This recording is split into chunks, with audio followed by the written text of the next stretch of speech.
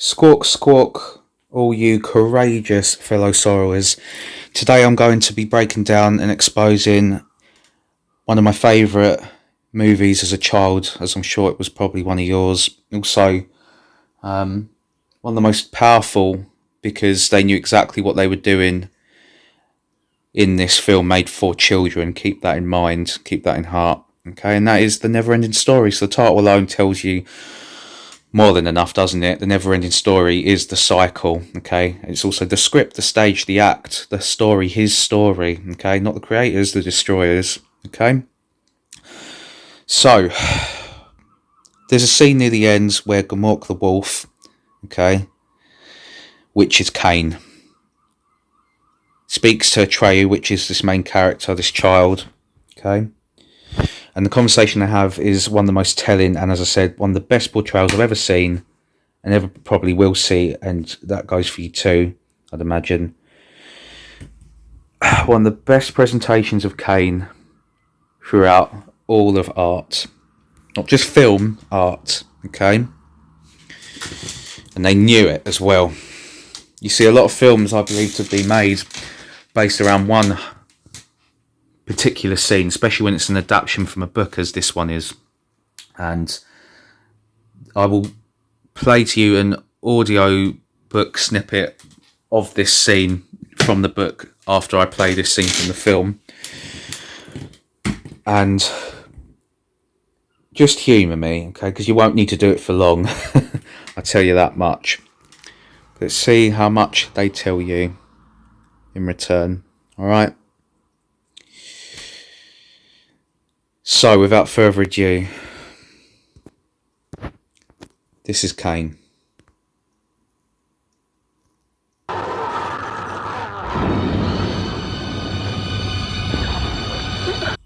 Now, remember, never forget, I didn't choose to do this, and I've been wanting to do this for a long time. Okay, I've made this video to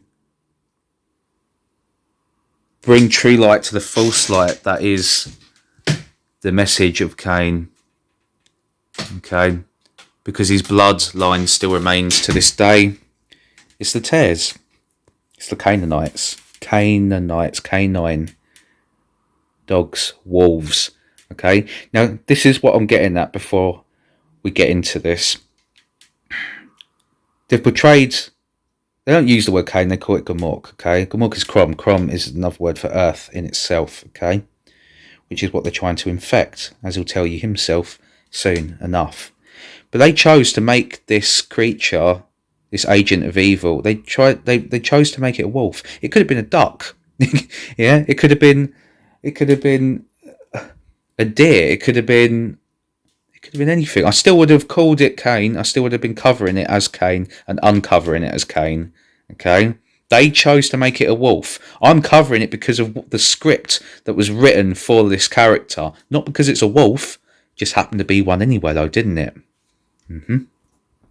Let's do it. Oh, sorry. You see the wall art? The wall art here. He looks to the left-hand path. He sees Gamork as a cave painting, okay, wall relief, right? But it's not real, it's false. Yeah, it's a false image. The false image, okay, that they worshipped, their deities, Baal, yeah, okay. He sees it on the wall, and then because he sees it, takes it in, his consciousness makes it real, and then it appears in reality. Very telling. Very telling.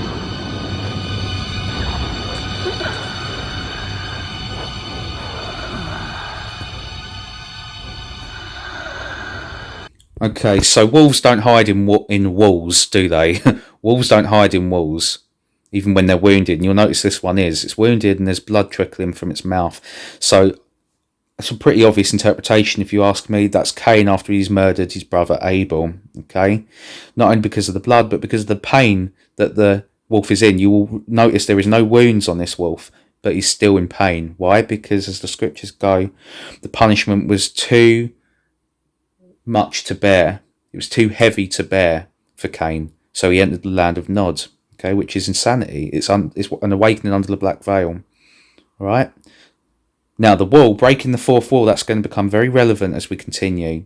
Okay, but there's a reason they've broken this wall, and it's to tell you that they're trying to break the fourth wall without actually telling you. Okay, and without actually showing you, but it's all in plain sight.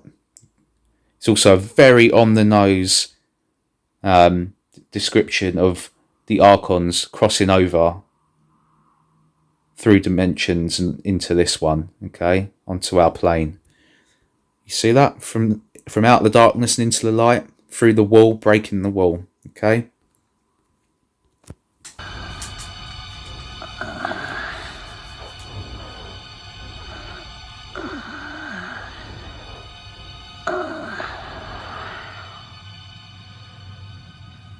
Leave me alone.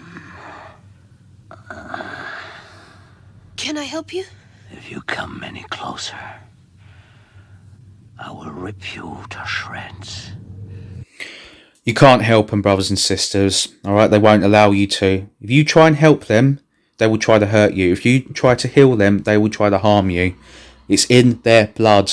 Okay, they are casted down, trickling through the ages from Cain. He was the first murderer. And that's what I'm trying to introduce you to here, what they're trying to induce you with here, okay?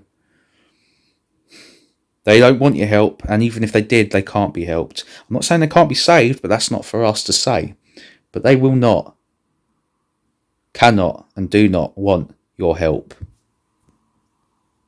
And if you try to give them it, they'll just give you something back that you don't want as well.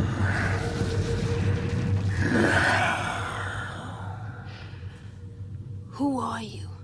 I am the Gmork. And you, whoever you are, can have the honor of being my last victim. You'll notice, because this is all props, it's all stage, it's all robotronic puppets and whatnot, right? Look around Atreyu. Look at the grass. It's all dead. It's all dying, yeah? What's that? Bearded Darnell, right? It's tear. Yeah? The false wheat. It's all dying, rotting. It's all deliberate as well. I will not die easily.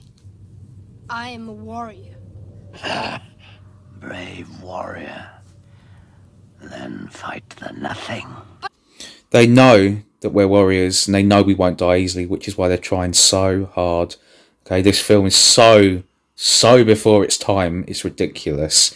All right, and what it's trying to tell you, and the production line of the film, more than the German writers of the book, knew exactly what they were doing here. I haven't looked up the German writer. I believe he probably was a dark art occultist, a black magician, or something along the lines, because there's way too much symbolism in this film. However, I'm not going to do the film. I'm going to do this scene, okay? Because it's the most relevant point. As I say, they find like the false heart of the film and base the films around that, okay? The false heart's usually taken, it's just what I call it, from the book if it's an adapted film, and then they base the film around that scene from the book, okay?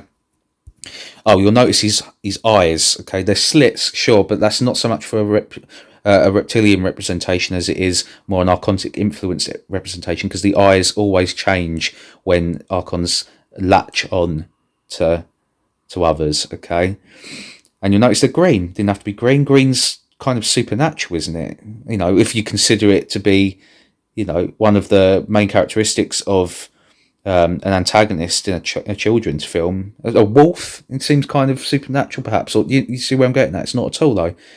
It's not part of the character. He just happens to have green eyes. Well, he doesn't just happen to have them. Okay, they're green for the heart chakra. It's showing what powers these things. Okay, what energizes these things. So Cain's under the archontic influence here. Okay, you know, it's every time the nothingness hits and things start to crumble. In reality, they light up because death excites them. They're addicted to it. Okay, it fuels them, and therefore, if when they feed it, it fuels them. When they feel it, it feeds them. I can't get beyond the boundaries of Fantasia. So Fantasia, fantasy, okay, the matrix of simulation. Sometimes they mix the, they always lay some base truth in and of lies, and lies in and of truth. But Fantasia is used as a reference for this material realm, just as much as it's used the other way for the true plane of existence. They do it both ways, okay? So I'll try and point out which when I can for you. But yeah, as I said, the earth and the world are not the same thing, not to me. I imagine not to you. What's so funny about that? Fantasia has no boundaries.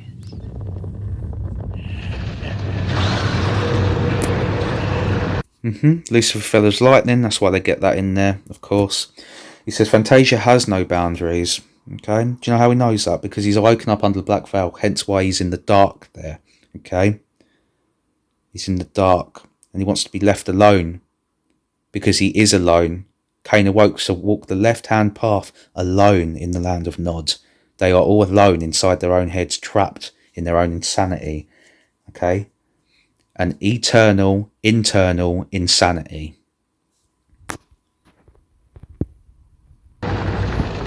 That's not true! You're lying! Foolish boy. Don't you know anything about Fantasia? It's the world of human fantasy. Every part, every creature of it is a piece of the dreams and hopes of mankind. So they're telling you right there, our consciousness creates reality. They need us to create for them. They cannot do it themselves. Okay, so that's why there's no boundaries. We're the ones that create these boundaries because we listen to them telling us what we are, who we are, what we're not, and who we're not. Therefore, it has no boundaries.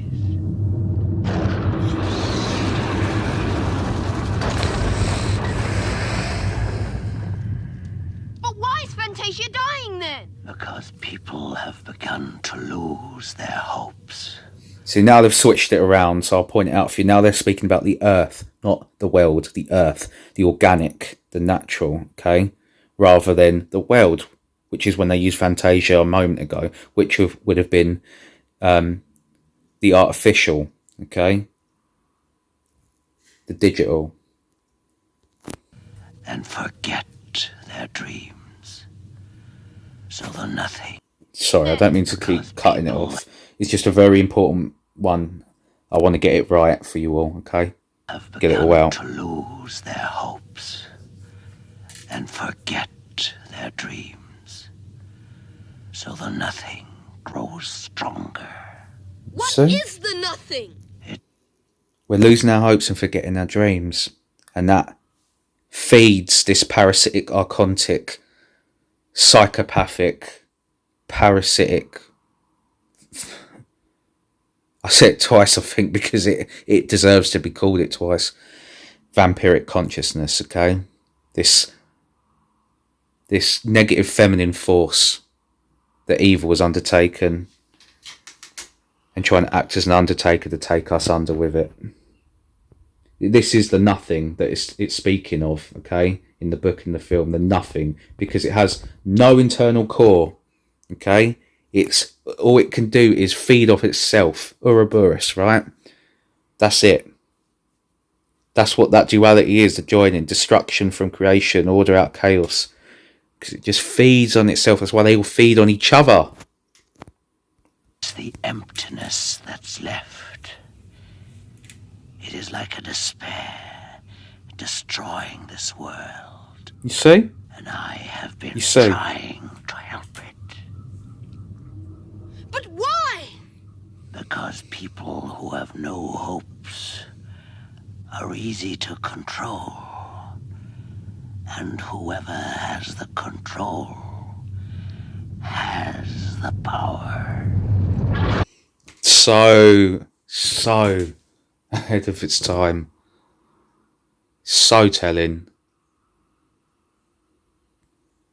I mean, any more need to be told? Oh, look, it's my mummy. My mummy. I'll get back to her in a minute. Let's get this done quick. Yeah, obviously I renamed Joy on my phone Her real name isn't Joy, but that's what she brings me. One for sorrow, two for joy. Same with my mother. Changed the name. Anyone that I want, to keep discreet, I change the name in case they pop up on the phone.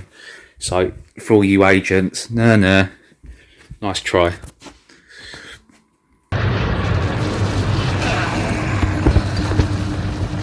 Yeah, it couldn't be more true what it just said. Without hope, we're easier to control, and who has the power. No, that and who has the control has the power. Absolutely correct. And they knew this when they made this.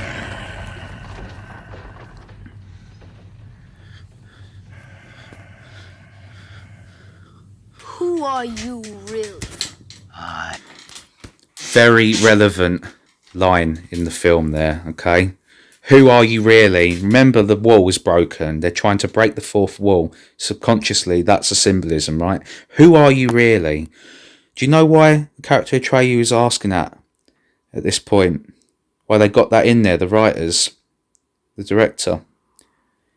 Because they want you to ask yourself, who are you really? And at the same time, they want you to ask who this is really that they're portraying to you. Because it's not just a wolf in a child's film, okay? This is Cain. This is them. It's their bloodline. Alright? So, who are you really? Who am I? Who are we? What are we capable of? That we don't believe we are. I am the servant of the power behind the nothing. I was sent to kill the only one who could have stopped the nothing. I lost him in the swamps of sadness. His name was Atreyu. Right, so Gamork, I'm just going to quit Cain, call it what it is. Call it how it is. So, Cain tells Atreyu that he's a servant of the nothing. Yeah, the Tears are servants to the nothing. And why is Gamork serving the nothing? Yeah, the demiurge. Because it wants the control. Because those of whom have the control have the power. The Tears truly believe that they will have a seat sided next to this negative feminine deity. Okay? Even though they know it has no internal central core and feeds on everything and anything around it. And it's part of their religion, it's part of their nature. Yeah? It's in every strategy and every agenda. They always turn on each other. And yet they don't believe that the true abstract of betrayal wouldn't do the same to them.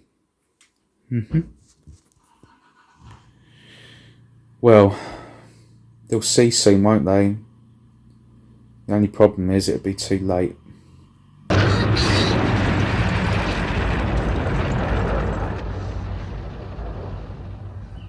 I have stalked him for so long. I am almost too weak to kill you.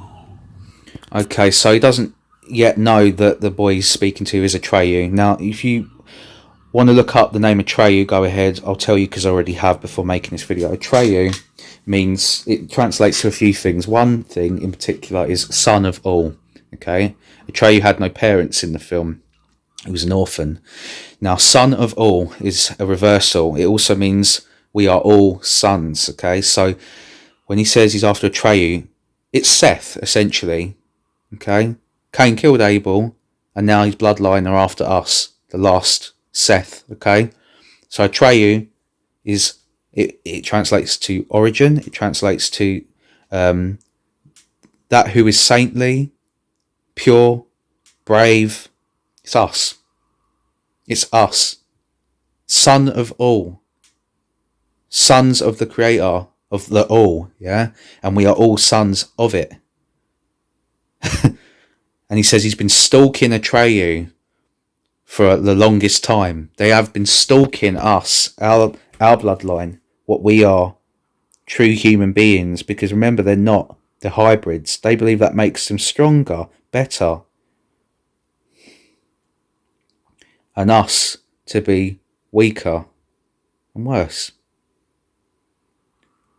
But he's been stalking Atreyu for the longest time. They've been stalking the true human beings for the longest time. That's what that means, okay? It's not just talking about this one boy who is said to be able to stop the nothing. That's us.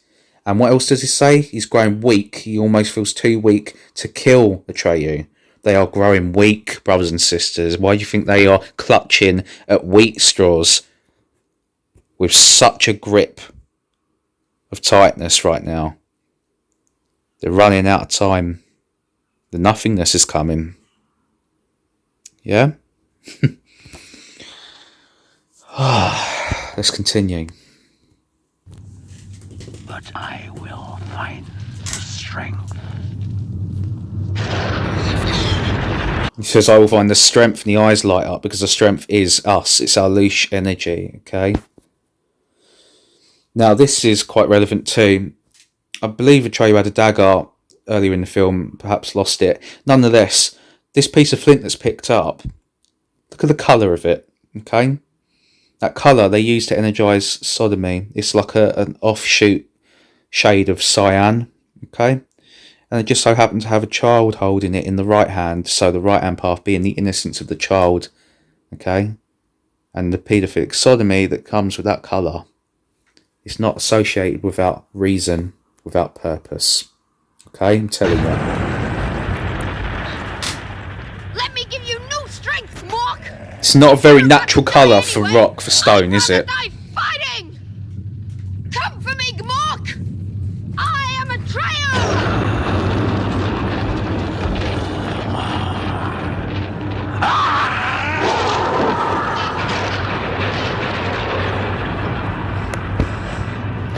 Okay, so here it's portrayed, to me at least, Seth overcoming Abel after Abel killing Cain. Okay, so it's us overcoming the tears. Now, where does Atreyu stab Gamork? Where does Atreyu stab Cain? Right in the fucking heart. Yeah? The attack on the heart. That's why they're showing you that. That's why he stabs him in the heart. Okay? And if you think that I'm reaching, you'll feel that I'm not when I show you what they show you next. Stabs Cain in the heart.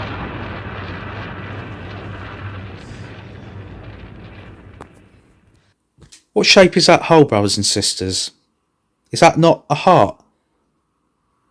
Even more so, is that not an empty heart? That's their heart.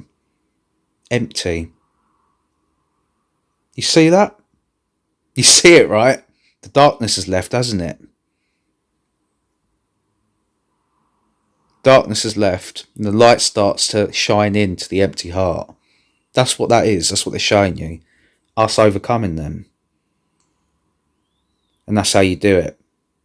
You protect your heart from theirs, their empty one that's attacking ours. Okay.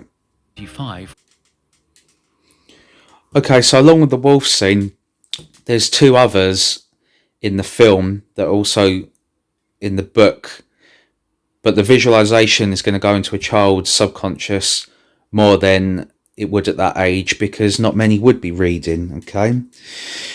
However, one of these scenes is wholly and solely to create a sense of energization through violence, and another scene is to wholly and solely create an energization through sex and violence. It's always the way that they do it, okay? To open up the can never describe this word, the cafe, certain part of the brain, the receptors, they're waking up, okay, and it will lower your vibration. Now listen to what this researcher says about this scene and how it affected him as a child, how it affected me as a child, and imagine it's the same way it affected you as a child if you saw this film. Drama, rather than the starkly quiet realism of the German version. Artax! Fight against the sadness, Artax! Artax, please? Despite this, the result is the same. Every child who saw it in 1985 was scarred for life, myself included. And that's exactly what they wanted. Exactly what they wanted. Okay? That was the point in that scene. There's one later on where they show two sphinxes and Atreyu has to pass between them. And I can't remember exactly what it is. I believe he has to keep belief in himself or he'll be struck by them, by their eyes. Okay? By the consciousness, by what we put in place in reality. Okay, so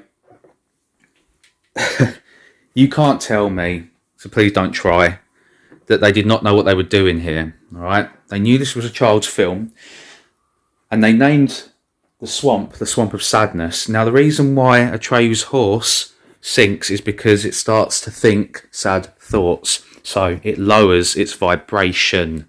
Right, and this is what I'm talking about when filmmakers and book writers break the fourth wall. Right, I mean, they literally showed you that wall being broke in the scene I just showed you. Right, that's a direct metaphor for breaking the fourth wall, and that's what they're doing here with this scene. Just as the swamp of sadness will make you sink into its quicksand. If you start to feel your mood lower itself, as a child watching it, what happens? Your fucking mood lowers, doesn't it? Yeah, and like that man just said, it permanently scars you. That's what they wanted, and that's what they got. Right? So that one is the violence. That would be the violent energization from this film. And there's another later. It's not really worth me showing you. It's better through doing it pictorially, which I will when I show you the adapted piece from the book of the scene between Atreyu and Gamork in a moment. But yeah, there's your violence and there's your sex. And remember, this is for children, because that's what they are trying to primarily attack.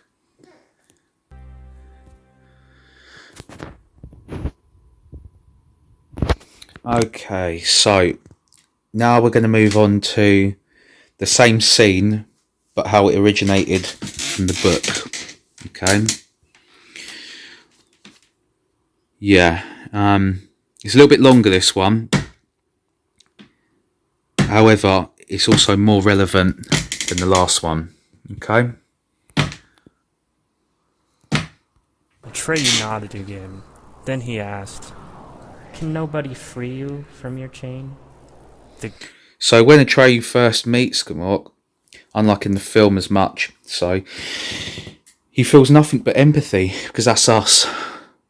Empathy, okay? He feels empathy for the evil, okay? So this is what I mean. I can show you the scene of which this picture portrays in the film, but it's better to show you the picture because that's the only thing that's necessary for it to get across what they were trying to get across without getting anything else across with it, if you know what I mean. Hiding in the darkness behind that wall, trying to break through into our existence, our plane, our realm. So this is Lilith on one side and Eve on the other. Okay, it's also the sign of Ophiuchus, the serpent bearer. Okay, it's what we're up against. It's the nothingness, the nothing. Okay, that only feels one emotion, and that is nothingness, psychopathy. Okay. So again, as a child, this will scar you, but in a different way, because it's one of the first times you see breasts in a child's film, and it comes with a sense of lust and at a young age, you shouldn't really be made witness to that kind of thing, but they did it for the exact reason that you shouldn't be. Okay, so notice the colours. In one scene it's yellow, you can guess what colour it's going to be in the next.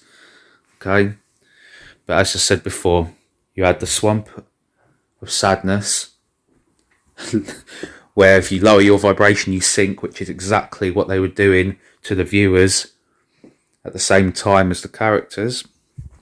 And that would be your violence being psychologically, subconsciously, emotionally, mentally, and physically. If it affects you on that level where it actually upset you, it's injecting it into you, isn't it? It's inducing it into you as a child. And this scene's the opposite.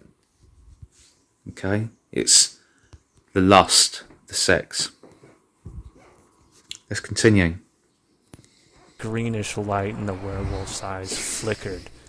He began to growl and to lick his chops. "You'd do that. You'd really set a hungry werewolf free." They don't get it, okay, and they never will. Empathy confuses them, okay, it discombobulates them, it disorientates them. Okay, Cain's bloodline, as I said, they will not, cannot, and do not want your help.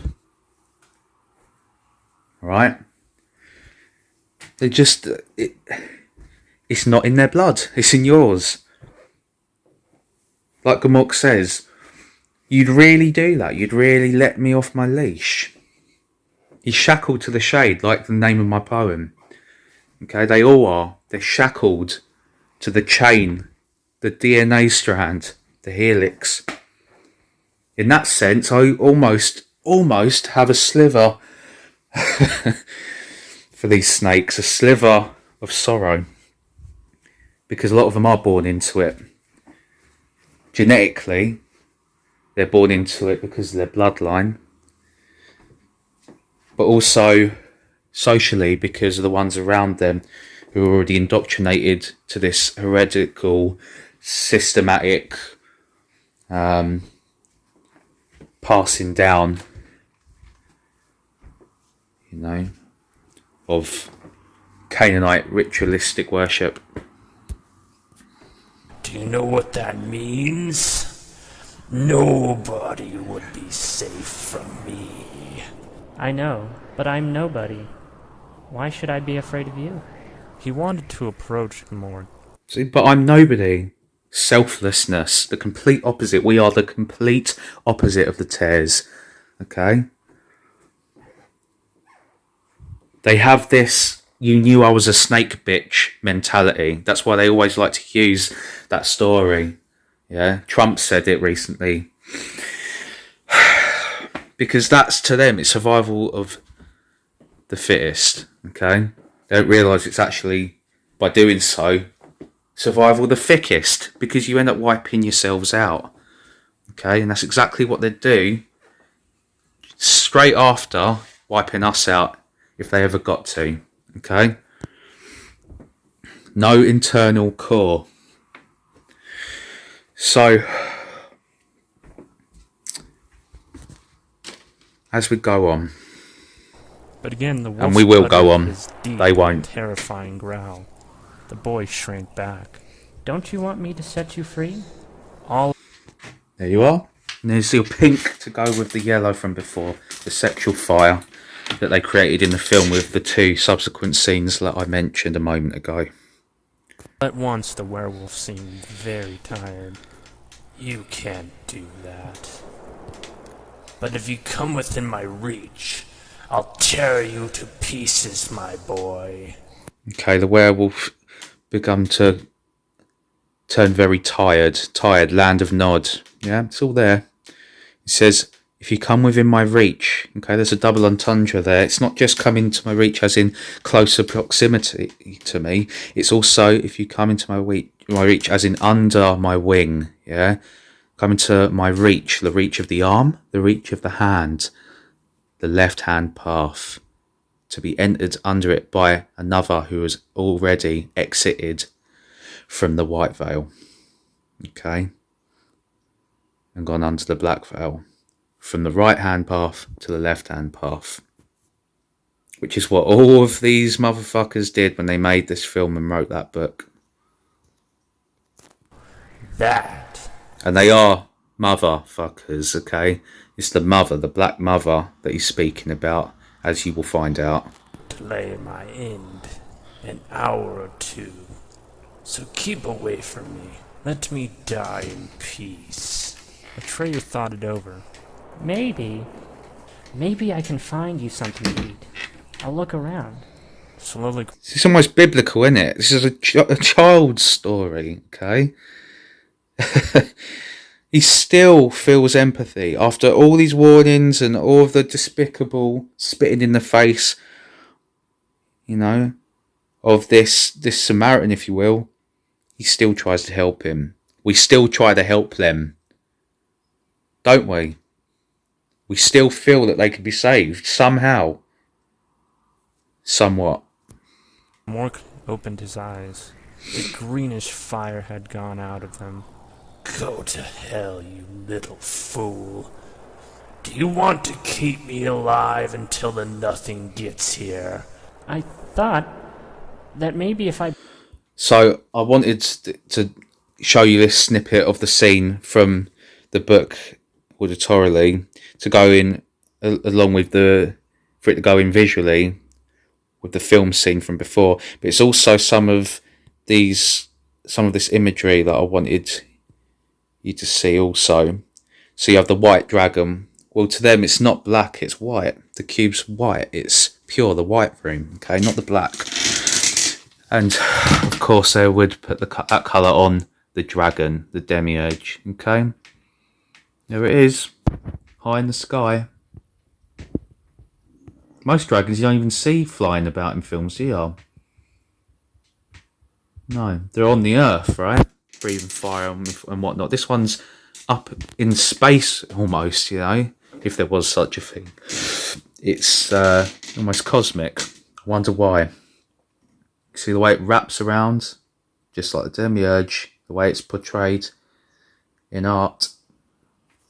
brought you food, and you were full, I could get close enough to take off your chain. Gmork gnashed his teeth. Do you think I wouldn't have bitten through it myself if this were any... Do you see the sign of the Ficus, the crow's foot, on the factions of the tears? Do you see it over his shoulder? Do you see that on the wall? I've never seen it before. I'm seeing it now. The skull for death. You see that? Because when it's up like that, it means life, but that means your death. It's how they would have their life. When it's down, it means death, which would mean death for them and life for you. Okay? That's what that sign is, where it comes from. Peace, yeah? For them. For no one else. ordinary chain.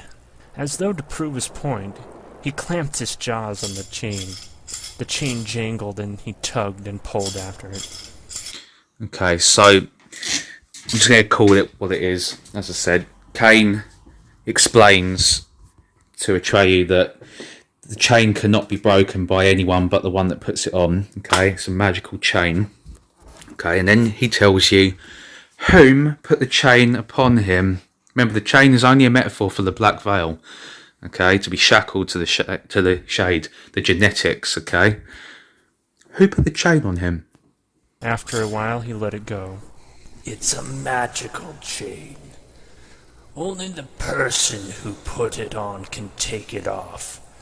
But she will never come back. Tortoise is relevant symbolism as well, as is every other creature that I will point out for you, although I'm sure I don't need to at this point as we go on. Who is that? Okay. Only the person who put it on can take it off. But she will never come back. She Who is that? will never come back. She will never come back, okay? Nora Remember whimpered this, like a don't weak forget. dog. It was some time before he was calm enough to answer. So it's the only emotion he feels throughout this whole conversation with Atreyu, and it's when he thinks of the fact and remembers that she will never be coming back. Okay? These tears are in love with this negative feminine deity. You've got to understand this. Okay? They're in love with her. It's cosmic love bombing. Okay? Love bombing on a cosmic scale that she has done to them all. They're addicted to her presence. That's why it affects him like that. He actually gets upset. His madness turns to sadness for a split second. And what did they call her? They didn't have to call her this, and they didn't have to call her anything. What did they call her in the book? She's not mentioned in the film, so they didn't want to give too much away because I knew more people would watch the book than watch the film than read the book. He calls her Gaia, which would be a play on Gaia, but it'd be the opposite, wouldn't it? The black mother to the white mother. Yeah? Mother Science to Mother Earth, which it pretends to be. It pretends to be the divine feminine, you see? Right? So it calls her Gaia, the opposite of Gaia. And what's her title, brothers and sisters? Dark Princess. The Dark Princess. Need I say more? Where's she gone? She has leapt into the nothing like everyone else around here. Direct analogy of Lilith leaping, the leap of faith to leap from it. That's what it means. It doesn't mean to go out on a limb and believe in something. It means to spread away from it. Yeah, I like watching Thomas Sheridan. I really do. He's a brilliant shield to study, I tell you. He gives away so much because he doesn't believe he ever does, but that's for another time. Yeah, so along with that, you'll hear that Gomork states that not only did she jump into the nothing, which would be Lilith merging with the artificial intelligence, which is simply mechanical evil. It's a demiurge, right? She become it. She fused herself with it. That's what the Dark Princess did in this. She leaped into the nothingness. According to the writer, it's not to the story because the story was wrote by the writer, right? Exactly. So along with that, so did everyone else. Along with her, so did everyone else. They jumped in also, following her. They're speaking about themselves. They followed her, and they're still following her into it to this day. That's why it's a feminine force. He remembered the mad dancers he had seen outside the city and the foggy countryside. Why did they run away? Because they had given up hope. That makes you beings weak. The nothing pulls at you, and none of you has the strength to resist it for long. What about yourself? You speak as if you weren't one of us. Gomork watched him out of the corner of his eye. This is very telling. I am not one of you. Then where are you from? Don't you know what a werewolf is? Atreyu shook his head. You only know Fantastica. There are other worlds. The world. Okay, just to go back for a moment. He says, you speak as if you're not like us. He says, I'm nothing like you. They're not. They're nothing like us. Okay? Not just metaphorically and symbolically, but, as I said, genetically. Alright? That's why he says it. That's why they make him say it. Werewolf is. And he asks, do you know what a werewolf is? Well, if you do, then you know everything you need to. What is a werewolf? It's half human, half wolf. That's them. They're hybrids. Okay? That's what the Orion... is it the Orion? The Orion? That's what it is. Orion is just origin, which is another name for Atreyu. Okay? We are the origin. We originated. We were the first. They're the second. Nobody likes to be second place, do they? You see?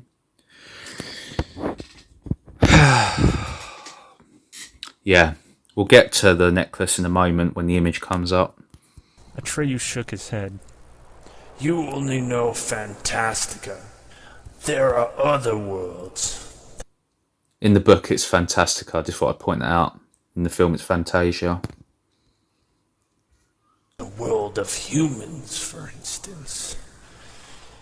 But there are creatures who have no world of their own. Speaking about Are able Archons, to go in and out of many worlds.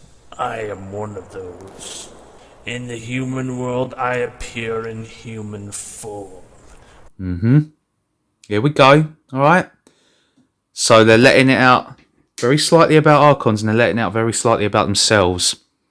The Archons have no home of their own because they cannot create. Right? They cannot self-propagate, but they can leap of faith from one side to the other through that wall that I showed you. Right? And then they follow it up in the writing by saying, In and out of many worlds. I am one of those. In the human world, I appear in human form. the scripture goes, said by Jesus, and I quote, "They look like men, and they die like men, but they are not men." That's them. That's the tares, that's the hybrids, that's the Canaanites, that's the reptilians. Okay? When they're in this realm, when they're on this plane, they look like us, they die like us, but they're not us. You see? They're liars. And we believe the lies. Not human. And in Fantastica, I take on the Fantastican form. But I am not one of you. Atreyu sat down on the ground and gazed at the dying werewolf out of the great dark eyes. You've been in the world of humans? I've gone back and forth between their world and yours. Gamork, Atreyu stammered, and he couldn't keep his lips from trembling. can you tell me the way to the world of the humans? A green spark shone in Gamork's eyes. He seemed to be laughing deep inside. Just like the autofill impulse, yeah? The deep into light that psychopaths get. His eyes lit up because he knew he could tell a great lie, yeah? They're addicted to the adrenaline rush. Yeah? The dopamine. For you and your kind, it's easy to get there. There's only one hitch. You can never come back. You'll have to stay forever. Do you want to? You can never come back. You know what they're speaking of? I want to say what he's speaking of, but he is a character wrote by someone, right? Written by someone.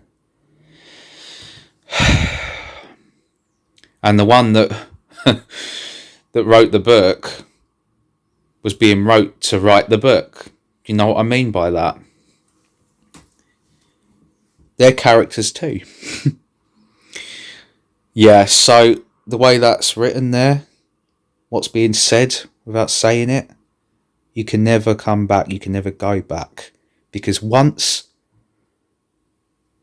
you follow in Cain's footsteps as the first murderer and murder the first thing that made you anything but one, which is your heart, once you murder the heart, you can't go back. You walk in the left-hand path under the black veil. You're alone, cut off from the Creator, and patched in with the Destroyer.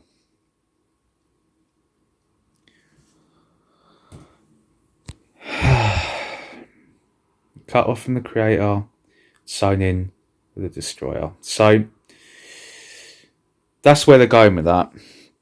And you'll also notice that it's something that most of them aren't even aware of. But there is no going back once innocence is taken. Always remember that. Never forget it. What must I do? Atreyu asked. His mind And when I say innocence taken, I mean taken from the innocent, okay? Not taken from you. They can never do that. They can make you feel like they have, But they can never do that. But once you take innocence from another, there's no going back. Made up. You know what I'm talking about, right? Everyone else around here has I hope done so. it for you. You must leap into the nothing. But there's no hurry. Because you'll do it sooner or later in any case. When the last parts of Fantastic go. Atreus. Okay, so there's a necklace that I was obsessed with as a child, as I'm sure most were. You might have been too. Look carefully, you'll see gold and silver. Okay, so that's metaphoric for iron and clay, the merging of the two. All right, you notice it's not just the Ouroboros, which is obvious symbolism, of course. It's also the double-headed Ouroboros. Do you know why? Because that's the two tear factions. Okay, the crow's foot that I showed you a moment ago and didn't even realise was in the film, and the lion's paw. That's all that is. See? They have to show you, they have to tell you. You'll even notice that in the coil of the two snakes, there is a double X, which is a double cross, which is the seal of Saturn. And it's Saturnian as a necklace in itself, as all jewellery is. The practice of it. Gamora Saturnalia. saw that the boy was trembling all over. Not knowing why, he spoke reassuringly. Don't be afraid. It doesn't hurt. I'm not afraid, but I did not expect to get my hope back in a place like this. And it's all thanks to you. Gamoric's eyes glowed like two thin green moons. Moons. His eyes glowed like two thin green moons. What's that then? Well, if it's a double, if it's duality, then it's 3D, isn't it? Yeah, third dimension, simulation, soul trap, Saturn moon matrix. Yeah, the moon. That's right. Also, where do you think that comes from? Yeah, howling at the moon, the wolf, the canine, the Canaanites. They worship it. They worship the cycle, the never-ending story. You have nothing to hope for, Sonny. Whatever your plans may be, when you turn up in the world of humans, you won't be what you are here. That's the secret that no one in Fantastica can know. It's also the secret that no one here in this place can know, because if we did, they know that they wouldn't have a chance, not only in heaven but in hell. Atreus stood there with his arms dangling. What will I be? Tell me the secret. For a long time, Gamorreek neither spoke nor moved. Atreyu was beginning to fear that the answer would never come, but at length the werewolf breathed heavily and spoke. What do you think I am, Sonny? Your friend? Take care, I'm only passing the time with you. That's psychopathy, that's them. That's the reptilian complex, the fight or flight response. Okay? Like I said, you knew I was a snake bitch mentality, right? What, you actually thought I was your friend? You believed me? All that karmic resonance is on you then, isn't it? Not me. You see? They're just passing the time. It's just business to them. Okay? They're just playing out an act. Part of the story. At the moment, you can't even leave here. I hold you fast with your hope. But I speak. The nothing is creeping in from all sides. The snail is very strong symbolic depiction of archons also. As is the bat, which is another creature in the book and the film. And closing around Spook City. Soon there won't be any way out. Then you... There's Lilith. What's the sign she's making on the hips? That's right, crow's foot, the Viaca symbol.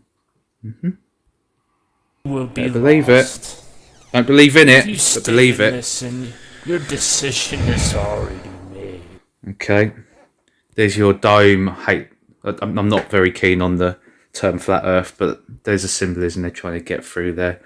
Okay, it's also the temple, the tabernacle, which is us.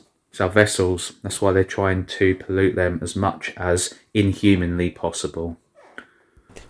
But you can still escape if you choose. And subhumanly The cruel possible. line around Mork's mouth deepened. Atreyu hesitant for just a moment. Then he whispered, Tell me the secret. What will I be in the world of humans?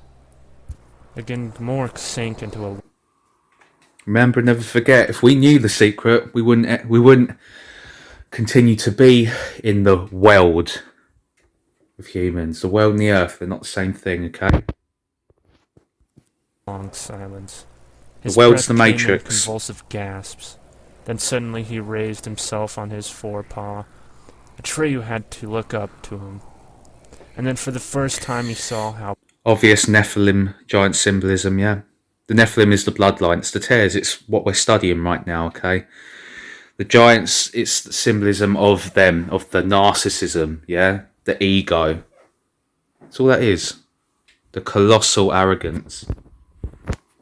And of course the green there, again, in where the mouth, where they feed on it, on the heart chakra. There's your bat for more archontic symbolism. and terrifying the werewolf was. Because bats, if you're wondering why, are vampiric, of course. Parasitic, of course. Archontic, of course. Mork spoke. As His symbolism. voice was like the jangling of chains.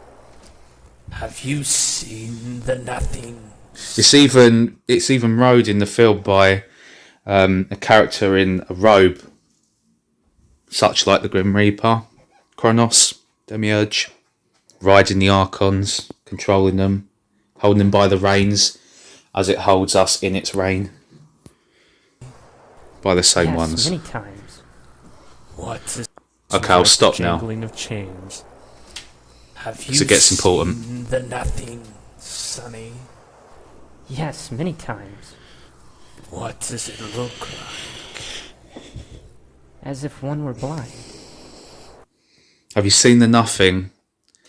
And Atreyu answers, yeah, it looks as if one is blind in viewing it, okay? That's because it's there. It's there. And we know it is, don't we? But we can't see it.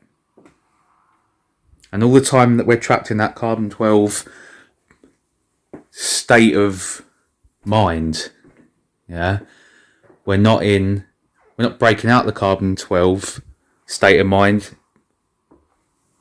by being in a state of heart, okay? We're still stuck in that, well, I can't see it, I can't hear it, I can't smell it, I can't touch it, so it's not there. And all the time that we stay in that, guess what? We're not there. We're here, stuck in this. That's right. And when you get to the human Yeah, that's right. world, the nothing, the nothing will cling to you. You'll be a contagious disease that makes... You heard it. It clings to you. Archontic influence, it clings to you. It clings to Cain. Okay?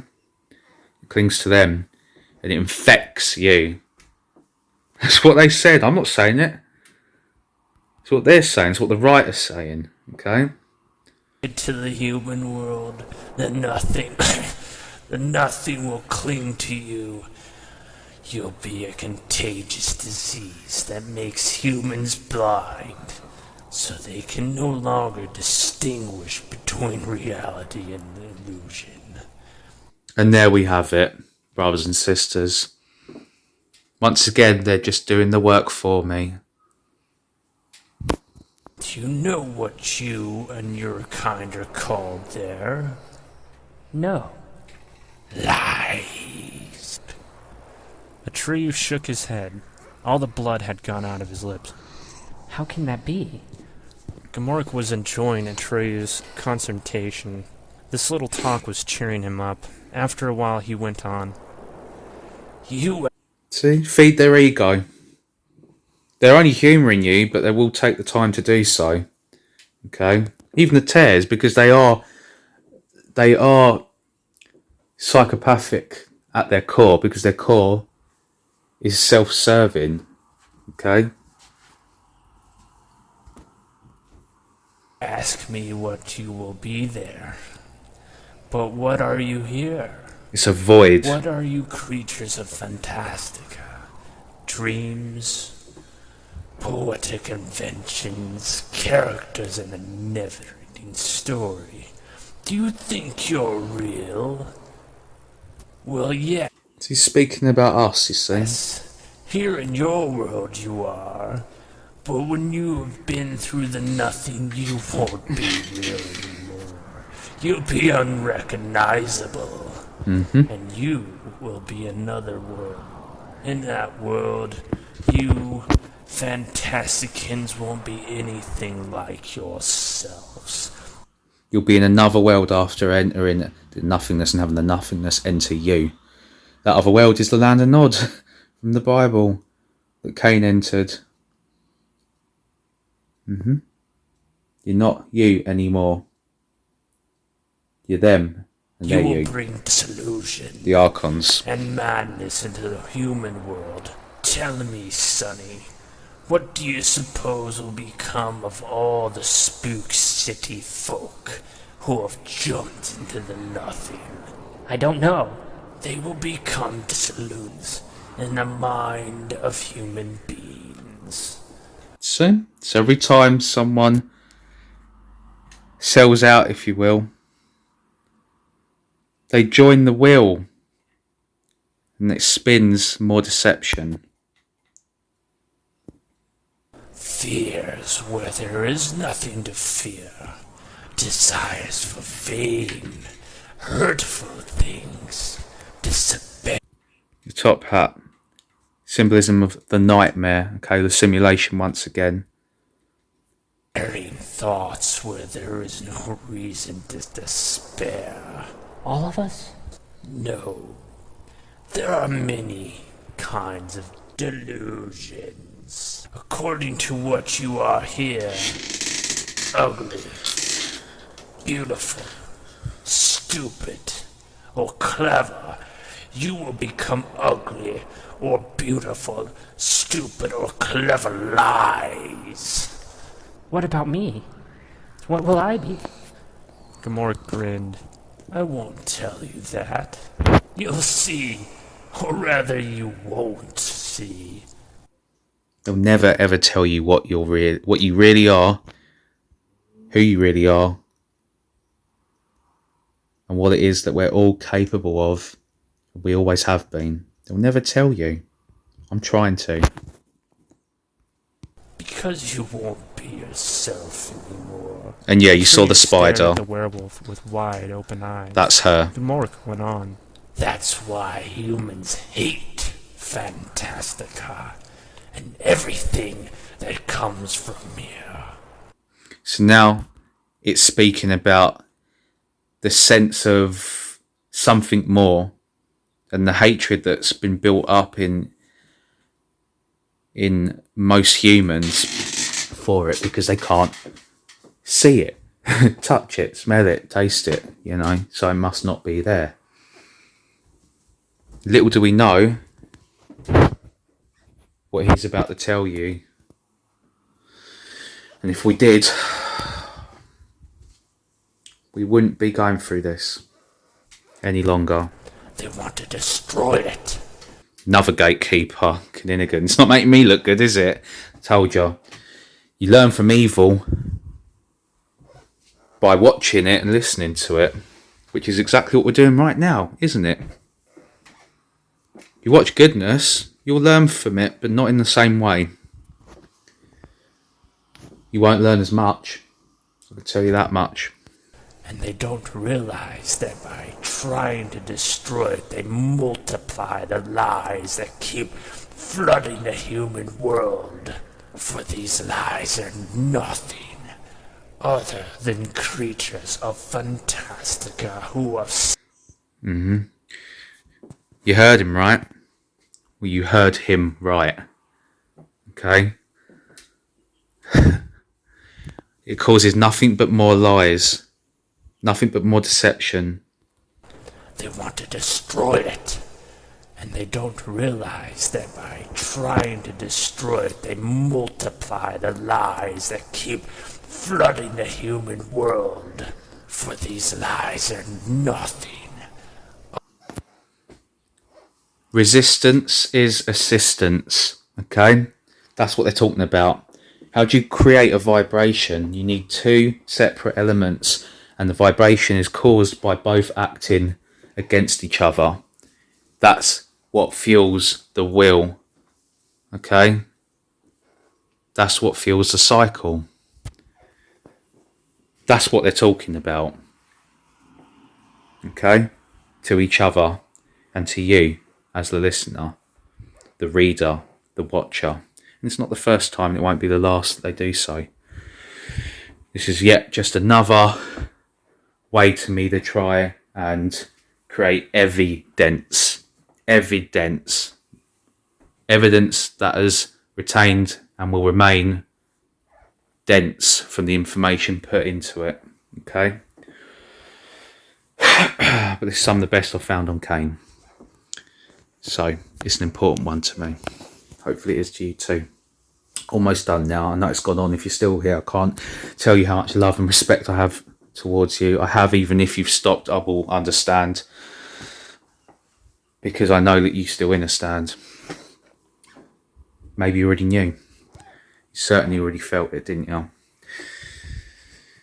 So,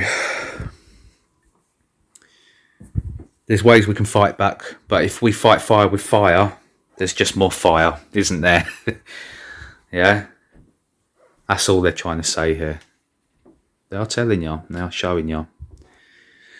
In the book and in the film.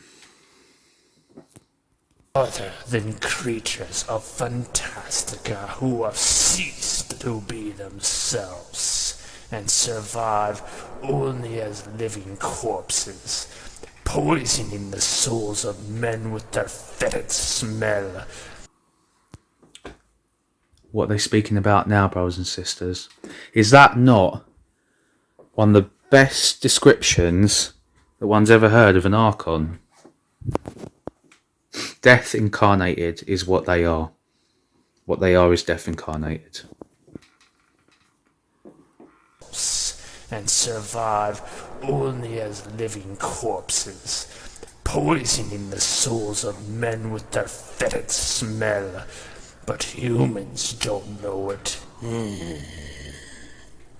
Isn't that a good joke? Okay, we'll end it there. Finish and finalise. Because it is a joke to them. They're laughing their fucking asses off at us because they don't think we see it. They don't think we get the punchline. The funniest joke is that they're the ones that don't get the punchline. And as I said, once they do, it'll be all too late. It can't come too soon. The joke told by the jester, the clown, the chief of the Archons, the chief of Cain, and the chief of his children, because they're not creators anymore. I hope this has been educational. Thank you for sticking with it if you have. I truly mean that. I had to do this whole thing over, by the way, so I'm sticking to it too. It didn't record my voice, it only recorded the media sound, so I've just had to do the whole thing over. But as I always say, you are worth it. Alright? I love you all. I love you all so much. Whether it be on the inside or the outside, I will see all of you on the other side of this never-ending, but soon to be ending story.